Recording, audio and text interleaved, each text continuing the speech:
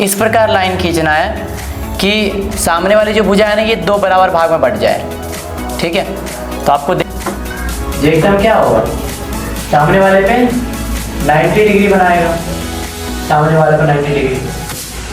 ठीक है, और ऐसे ही इस सिर से भी जाएगा तो ये सामने वाले पे क्या बनाएगा, 90 डिग्री बनाएगा। कोई भी लेंगे तो सामने वाले एक्स से गुणा करेंगे और ऐसे हमें तीनों लेना है। पहले यही ले ली। हाय डियर स्टूडेंट, तो स्वागत है आपका आप ही के चैनल तपस्या विद विक्रांत पे। आज का जो ये टॉपिक हमारा है ये आपके बिहार बोर्ड के दृष्टिकोण से बहुत ही VVI है, क्योंकि हर साल इससे क्वेश्चन आता ही है। या तो आपको ऑब्जेक्टिव में देखने को मिल जाएगा या फिर आपको सब्जेक्टिव में देखने को मिल जाएगा। ठीक है, यानी कि आपको इस कॉन्सेप्ट से क्वेश्चन आना फिक्स ही है, ये आप फिक्स कर लीजिए। ठीक है, या तो आपको ऑब्जेक्टिव में मिल जाएगा या फिर सब्जेक्टिव में। और बहुत ही आसान सा कॉन्सेप्ट है ये। देखिए, इसे हम केंद्रक या गुरुत्व केंद्र हम किसे कहेंगे, पहले हम लोग समझते हैं कि आखिर केंद्रक या गुरुत्व केंद्र होता कौन है। ठीक है, तो अगर मान लीजिए एक त्रिभुज है हमारे पास में, ठीक है ना, और इस त्रिभुज की तीनों माध्यिकाएं हैं। माध्यिका तो पता ही होगा आप लोगों को, और अगर नहीं पता है तो हम बता देते हैं। माध्यिका किसे कहते हैं, त्रिभुज के शीर्ष से सामने वाली भुजा पर। ठीक है, मतलब आपको क्या करना है, त्रिभुज के शीर्ष से सामने वाली भुजा पर इस प्रकार लाइन खींचना है कि सामने वाली जो भुजा है ना ये दो बराबर भाग में बट जाए। ठीक है, तो आपको दिख रहा होगा ये वाली साइड और ये वाली साइड बराबर हो गई होगी। अब ऐसे ही अगर इस शीर्ष से हम भेजें एक और लाइन तो देखिए एकदम बराबर, उस लाइन को हम बोलते हैं माध्यिका। और ऐसे ही आपको ये भी दिख रहा होगा, ठीक है, ताकि सामने वाले को बराबर भाग में बांट दें। ये देखिए एकदम। तो बस त्रिभुज की तीनों माध्यिकाएं, मतलब ये वाली माध्यिका जो आपको दिख रही है, ये वाली माध्यिका और ये वाली माध्यिका, त्रिभुज की तीनों माध्यिकाएं जिस बिंदु पर प्रतिच्छेद करती है या काटती है, इसी बिंदु को हम बोलते हैं केंद्रक। त्रिभुज का हम क्या बोलते हैं, केंद्रक। याद रखिएगा, आपसे ऑब्जेक्टिव में ये भी पूछा जा सकता है डेफिनेशन के तौर पे कि त्रिभुज की माध्यिकाएं, तीनों माध्यिकाएं जिस बिंदु पर कटेगी या जिस बिंदु पर प्रतिच्छेद करेगी उसे हम क्या बोलेंगे, केंद्रक कहेंगे हम, यानी कि सेंट्रोइड कहते हैं इसे। अब क्वेश्चन ये उठता है कि आप इस केंद्रक का नियामक कैसे निकालेंगे, क्योंकि अगर ये पॉइंट है तो इसका भी तो कोई लोकेशन होगा ना, इसका भी कुछ पोजीशन होगा। तो इसके लिए आपको इन तीनों बिंदु का पॉइंट दिया होगा। लेट्स से कि A जो है वो x1 y1 है, B जो है वो x2 y2 है और C जो है हमारा ये x3 y3 है। तो आखिर हम किस प्रकार अपने इस केंद्रक का हम नियामक बताएंगे हम, ठीक है ना। तो चलिए इस बिंदु को हम लोग G मान लेते हैं, ठीक है ना। और इस G का नियामक निकालने का डायरेक्ट फॉर्मूला होता है, अगर आपको पहले देखिए इसका x का चाहिए और y का चाहिए, दो नियामक मिल के आएगा। ठीक है, तो अगर आपको x का निकालना है तो बहुत ही सिंपल है, तीनों का x आप ऐड कर लेंगे। अगर आपको x का चाहिए तो मतलब x1 plus x2 plus x3, और आपको 3 से डिवाइड कर देना है। 3 नंबर है, 3 से डिवाइड कर देंगे हम तो x का आ जाएगा ये। ऐसे ही y के लिए है तो तीनों का y ले लेंगे हम, यानी कि y1 प्लस y2 और प्लस y3 और डिवाइडेड बाई 3। तो ये आपको केंद्रक का निर्देशांक दे देगा ये फॉर्मूला। x का निकालना है, तीनों के x को ऐड करेंगे डिवाइडेड बाई 3। y का निकालना है, तीनों के y को ऐड करेंगे डिवाइडेड बाई 3। ठीक है, तो यही आपका केंद्रक का नियामक निकालने का सूत्र कहलाएगा ये। चलिए इस पे हम लोग एक क्वेश्चन भी देख लेते हैं। देखिए क्वेश्चन आप लोग को दिया गया है, और अगर सॉल्व कर सकते हैं तो आप लोग खुद से सॉल्व कर लीजिए पहले। तो देखिए यहाँ पे क्या दिया है कि त्रिभुज के शीर्ष आपको पता है, हम बताए ना कि आपको त्रिभुज का तीनों बिंदु आपको पता होगा। चलिए ये अच्छा नहीं दिख रहा तो हम एक बढ़िया सा ट्रायंगल बना लेते हैं यहाँ पे।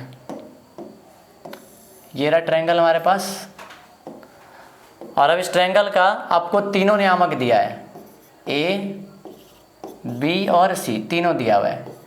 A कितना है मान लेते हैं इसको, यही हमारा A है 4, -8। B कितना है हमारा -9, 7। और C कितना है हमारा 8,13।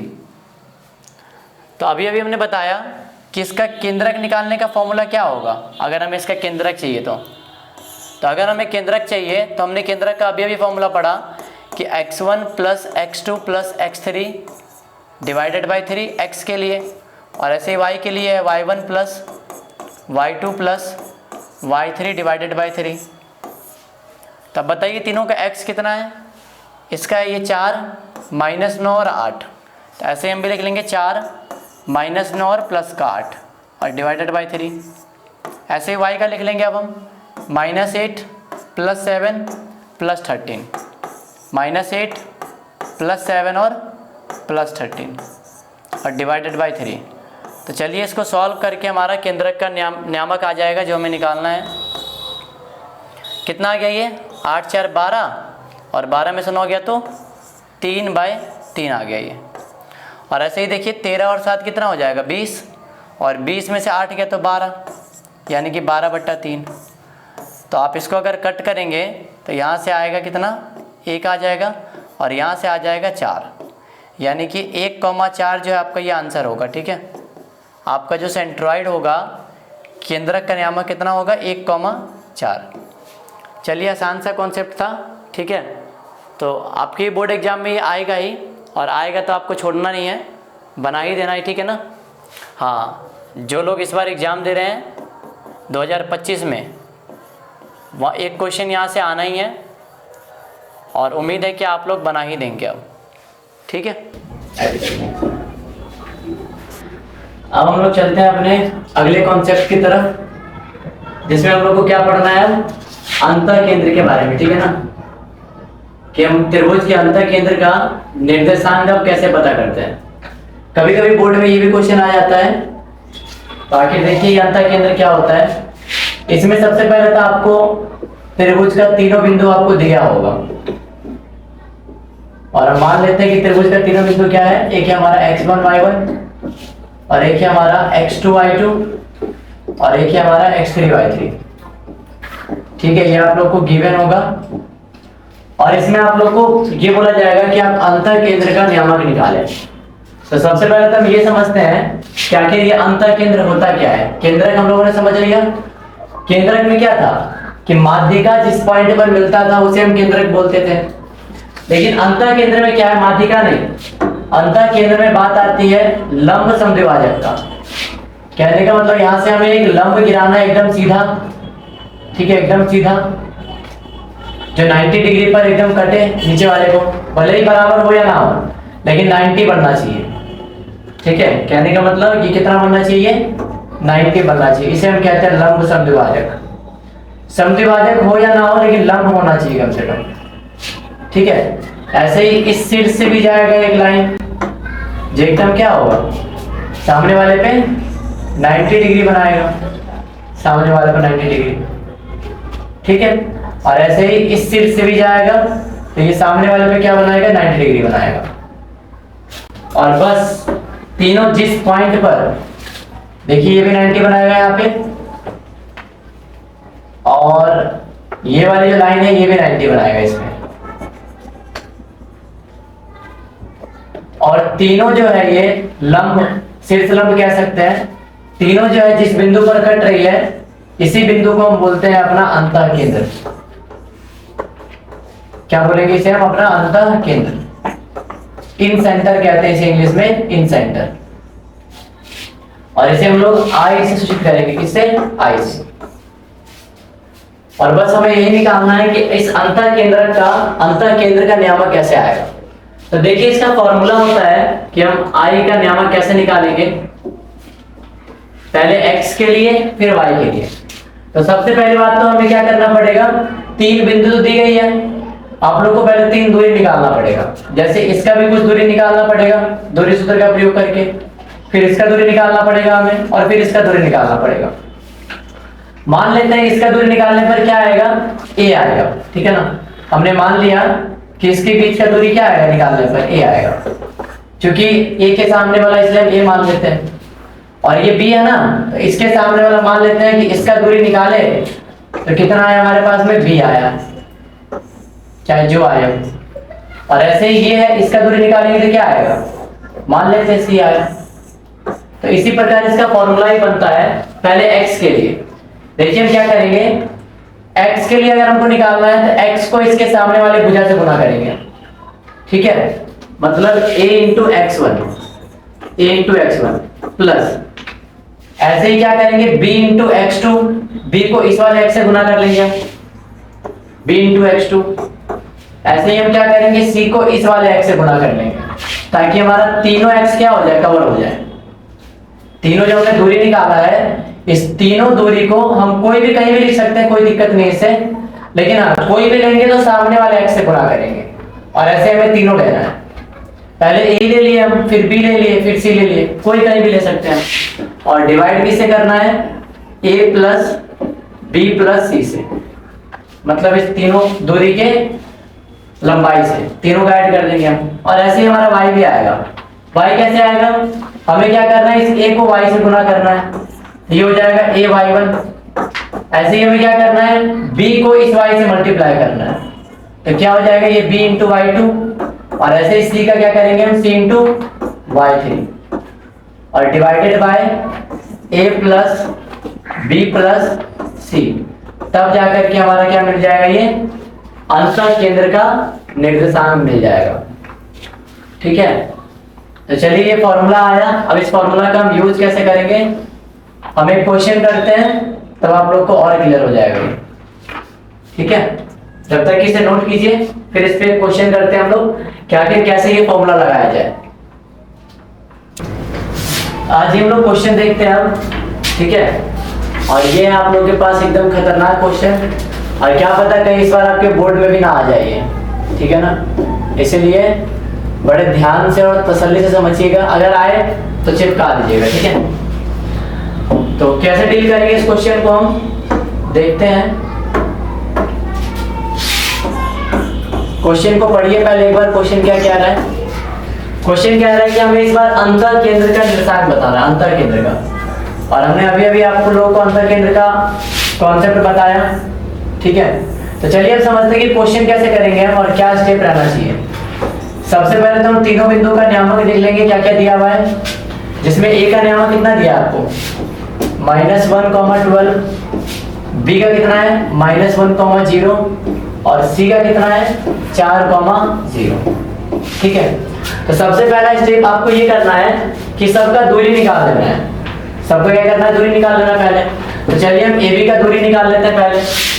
AB का हमारा दूरी क्या आएगा, तो हम लोगों ने क्या सीखा था दूरी निकालने का तरीका।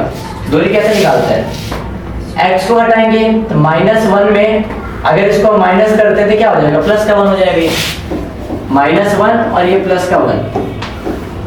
और ऐसे y को हटाइए, 0 में से 12 घटाएंगे, 0 - 12 और इसका क्या हो जाएगा, ये होल स्क्वायर। तो ये दूरी आप लोग के पास क्या आ जाएगा, 1 तो 1 घट ही गया, ये 0 का स्क्वायर 0 प्लस, और ये 12 में 0 जाएगा तो 12 का स्क्वायर कितना होता है 144। तो कुल मिलाकर के यह आएगा 144 और इसका अगर अंडर रूट लेते तो कितना आ जाएगा, 12 आ जाएगा। मतलब हमने अपना एक दूरी निकाल लिया और वो कितना आया, 12, ठीक है। ध्यान रखेंगे। ऐसे ही ये भी दूरी निकालते हैं BC का। तो BC का आगे दूरी कैसे निकालेंगे हम, रूट अंडर x को माइनस करेंगे हम, इसमें से घटाइए या उसमें से घटाइए, बात बराबर है। हम -1 - 4 लिख लेते हैं, -1 - 4 का होल स्क्वायर, फिर प्लस y वाले को करेंगे 0 - 0 का होल स्क्वायर। तो ये क्या मिल जाएगा हमें, 4 और 1 माइनस का 5 का स्क्वायर 25 और ये 0 कितना आया, ये 25 ही आया। और 25 का रूट अंडर कितना आएगा, 5 आएगा। मतलब हमें एक और दूरी मालूम चल गया, ये 5। और ऐसे हमें एक और दूरी निकाल लेना AC, बाकी इसमें और कुछ नहीं है। और AC का दूरी भी ऐसे ही आएगा, x को माइनस करेंगे हम, -1 - 4, -1 - 4 का क्या हो जाएगा, ये होल स्क्वायर प्लस y कितना है 12 - 0, 12 - 0 का ये होल स्क्वायर। तो ये हमें मिल जाएगा 4 1 5 का स्क्वायर 25 और ये 12 में से गया तो 12 ही आएगा, 12 का स्क्वायर 144। और जब इसको ऐड करेंगे तो कितना मिलेगा, 169 और 169 का अंडर रूट कितना होता है 30। यानी कि हमने अपना एक और दूरी निकाल लिया 30। अब क्या था फॉर्मूला हमारा, याद कीजिए अंतर केंद्र का। अंतर केंद्र का फॉर्मूला इतना भारी भी तो नहीं था, ठीक है। इसको ले आते थोड़ा सा कोने में। देखिए कैसे हम लोग इस अंतर केंद्र का जो भी आपका होगा बिंदु आई, इस आई का हम केंद्र कैसे निकालेंगे। हम लोगों ने क्या पढ़ा था आई के केंद्र के लिए, पहले x का निकालेंगे फिर y का निकालेंगे, ठीक है ना। पहले x का फिर y का। x के लिए क्या करना है, हमें कोई भी पहले एक दूरी पकड़िए। तो मान लेते हैं हमने पहले 5 पकड़ लिया, तो 5 को हम किससे मल्टीप्लाई करेंगे, x1 से। 5 गुने -1, तो ये हो गया 5 गुने -1 प्लस, फिर दूसरी दूरी को पकड़िए 13, 13 को गुणा करेंगे इस वाले -1 से, 13 गुने -1, ठीक है। 2 दूरी हो गया। एक और दूरी पकड़िए, कौन सा, 12, और 12 को मल्टीप्लाई करेंगे सामने वाले x से, यानी कि 12 गुने 4 हो गया, कहानी खत्म। और नीचे में क्या करना है, तीनों दूरी को जोड़ देना है हमें, यानी कि 5 + 12 + 13, यह आ जाएगा x का, ध्यान रखो, ठीक है।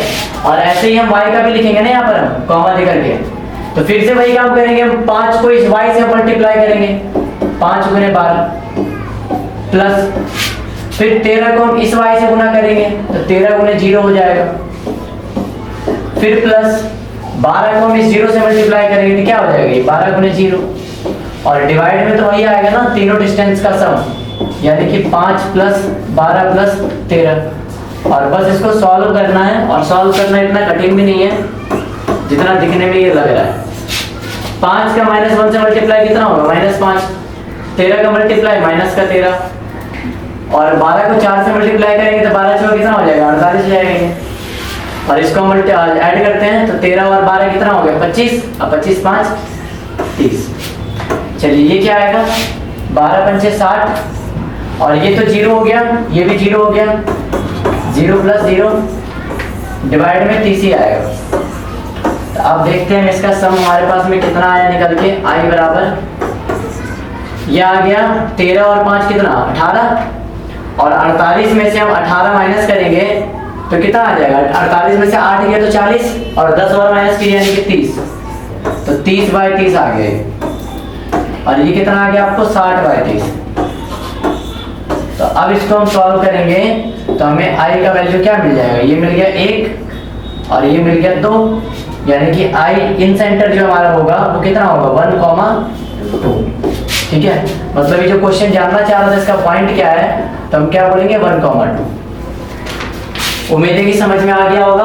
हमें सबसे पहले तीनों डिस्टेंस निकाल लेना है, AB, BC और AC, ठीक है। x के लिए क्या करेंगे, हम तीनों दूरी को सामने वाले x से मल्टीप्लाई करेंगे, सामने वाले x से, और डिवाइड में तीनों के दूरी को हम जोड़ देंगे। ऐसे ही y के लिए भी करेंगे हम, और सॉल्व करके हमें क्या आ जाएगा, इन सेंटर आ जाएगा, ठीक है ना, जो हमें क्वेश्चन पूछना चाह रहा था। यही आपसे क्वेश्चन आएगा, अगर बोर्ड में आएगा भी तो यही लेवल का क्वेश्चन आएगा, ठीक है। बस वैल्यू अलग रहेगा, निकालना आपको सेम टू सेम रहेगा, ठीक है। तो चलिए, आपके बोर्ड के लिए काफी अहम है ये, इसलिए इसको अच्छे से देख लीजिए और अपने नोट कॉपी में लिख लीजिए। और मिलते हैं हम लोग अपने नेक्स्ट लेक्चर में। Bye bye, take care all of you.